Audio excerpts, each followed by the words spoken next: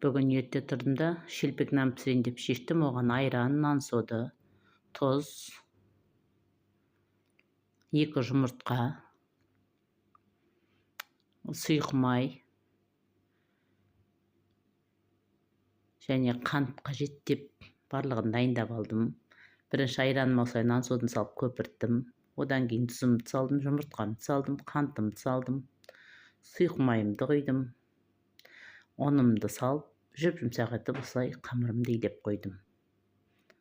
Одан кейін осылай қамырымды бөліктерге бөліп, отқа майымды қойып қойдым. Қамырымды жайып алдым. Оған шейін майым да қызыпты екен.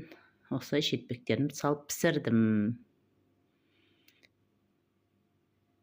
Жұма күнгі тілеген тілектеріңіз қабыл болсын. Жұма мүбәрәк болсын.